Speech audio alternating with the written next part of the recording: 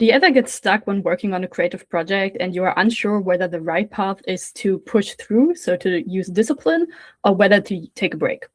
If yes, we're in the same boat. So in this video, I want to walk you through my process of deciding what to do as a perfectionist recovering from burnout. So I'm in the process of writing the first draft of my novel, and I've realized that I may need to make some plot changes to the chapters I'm currently writing. That means that I would have to go back to the last chapter I wrote and make some minor edits and then continue on writing. Or rather, that is what I'm debating whether I'm going to do it, because usually it would be my process to just continue writing, to make notes of the edits, but to not bother with that. However, I feel that if I do that, then I won't be able to really write the next chapters to the quality I want them. So that's kind of where I'm stuck. So for a few days, I've been waffling on what to do. Like, should I go back and edit or should I not do it? There's also been some health issues for me in the recent days because I do struggle with chronic illness recovery. And so, there's just like a bunch of things in my head, like, oh my God, do I write? Do I not write? Do I edit? Do I not do it? Do I do it today or tomorrow? What's going on? So as I promised, here is my process for walking through it, and we're actually going to do it together, you and me, for my project, for your project. So what I'm first going to do is I'm going to try to calm my mind. I'm going to, close my eyes, going to take a few deep breaths.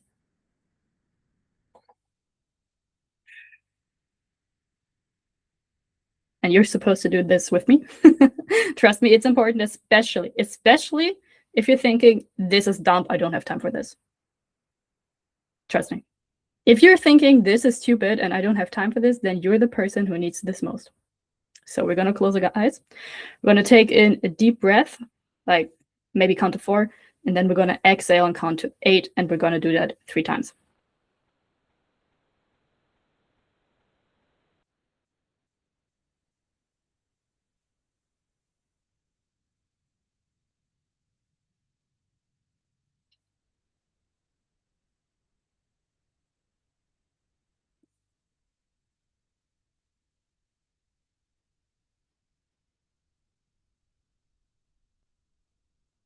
And I know that probably felt uncomfortable if you're not used to it. But what you should be able to do now is kind of take a look at your mind from the outside. So I'm now trying to tune in, what are my thoughts about the project? Like, what's coming up as I'm thinking of it? And I'm thinking, oh my God, I don't know what to do.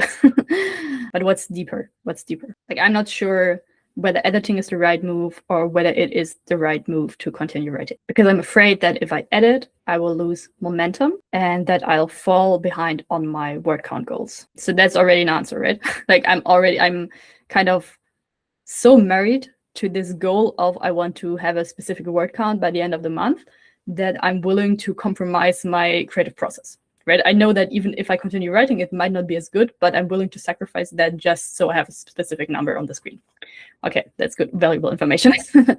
And this was pretty easy for me to do because I do this stuff all the time. I've done it for a long time. You might want to pause the video. If you're not sure what to do with your project yet, you might want to pause the video right now and maybe journal on this a bit. So like, what are the thoughts, right, that are coming up in your brain? And if this is difficult, then maybe the best step would be to go back to that breathing exercise. And I do mean it, this is important, because if your nervous system is activated, you aren't actually able to think rationally. Like, if your sympathetic nervous system is online, which is the nervous system that's responsible for fight or flight, you aren't able to actually think from a rational perspective, but rather you're locked in your instinctive fear response. And if you're having trouble with your project and you're a perfectionist, then likely that will trigger some kind of fear response, which I mentioned in my last video why that might be. But anyway, as I said, if you're having trouble with this, go back to the breathing exercise, journal a bit. Or alternatively, if that feels difficult, focus on the sensations in your body instead. So you would close your eyes again. I'll do it with you.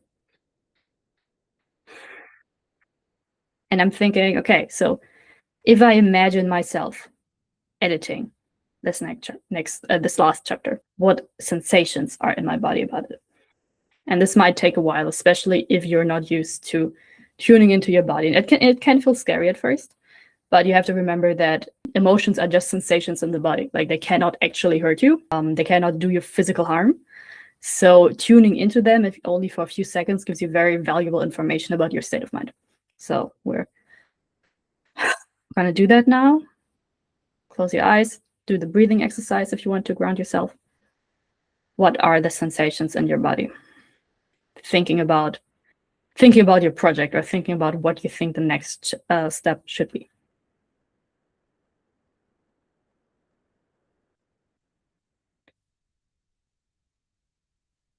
Okay, at first everything felt fine, but now there's some kind of small, like a constriction in my chest, in my gut. So I'm feeling some anxiety about the thought of editing. Why am I feeling anxiety?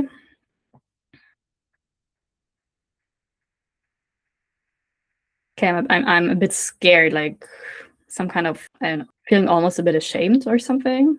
So probably there's like some self-worth issues going on. Okay, maybe I think I'm not able to do what I want to do.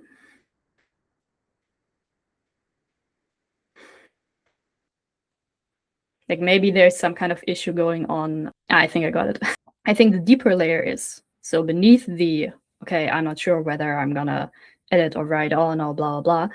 I think the deeper layer is that I'm not sure whether the plot I'm envisioning is up to the quality I want, which, is just a skill issue.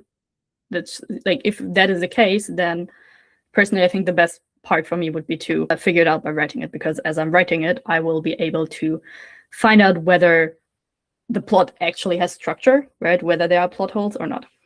So that is like the technical part. Okay.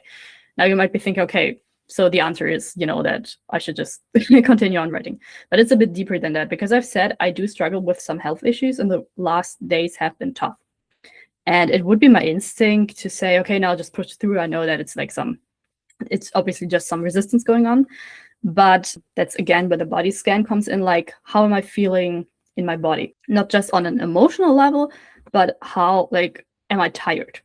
Right? And I think I'm very tired, because for the last few days I've been fighting like migraine coming up. I had an important appointment today that was very anxiety inducing, so I'm not really up to par. And that tells me that I do need some rest. However, now that I've kind of worked through that constriction I had earlier, I do want to work on my project. So maybe what I will do is that I'll just open the project, right? I'll just open my document, I'll take a look at it.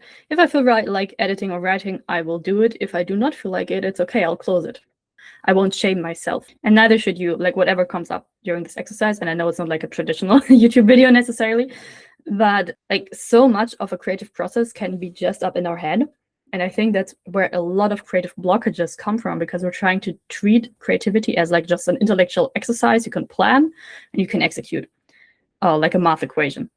And to a certain degree, that is true. Like every creative project benefits from some structure, because otherwise you're just like, following your every whim and following the muse, and then you're just writing once a year. And I don't know about you, but that's not enough for me. But at the end of the day, art is something that is not necessarily rational, that is not necessarily just a logical thing, because if that were the case, then a lot of what is today called art would actually be art. And I think we do know that there's like an irrational element to art. That is what makes it so unique. That is what makes it so interesting. So if you are truly a creative or an artist, then just performing art, right, from your head is not going to actually express what you want. And I think that is actually where a lot of creative processes can get stuck, especially for perfectionists, because we're so used to just planning everything out. Right? Like I treat my fan fiction I'm writing right now as if it's my PhD dissertation. Like I'm not doing a PhD anymore, but when I was still doing it, I was, I'm planning it the same way I did that. And that gives the project structure, but it also takes away some of its magic. And if we just reduce our projects to like the technical aspects of them, that is maybe where we're kind of creating blockages ourselves. And creating art is already difficult enough. Like we don't need to be inventing blockages and problems when we already have enough coming up naturally. So to recap, if you're stuck on your project right now, go into your body, try to pick up on the thoughts you're having about the project. Is it like resistance coming up in the sense of, oh, this feels difficult, so I want to resist that? Or is it skill issues that you feel you are struggling with? Are there deeper emotions attached to it? Like maybe if this doesn't work out the way I wanted to, I'll feel bad about myself. Are you feeling some kind of dysregulation about your project? So are you feeling like calm and excited and open, or are you more constricted? Are you more in your head about things? Are you trying to perfectly plan it out? Could there maybe be a way to adapt that? And then also, what are your actual energy levels like beyond that, beyond the project? Like, are you genuinely in a space in your body, your mind right now to be working on something, or would you rather benefit from resting a bit? And if you're having trouble answering that last part, that is a huge part of what we talk about on this channel, you know, getting to know your own creative projects, your own process, your own body and your nervous system. So if that's something you're interested in, stick around. My name is Zhenya. I hope this was useful, and I'll see you in the next one. Bye.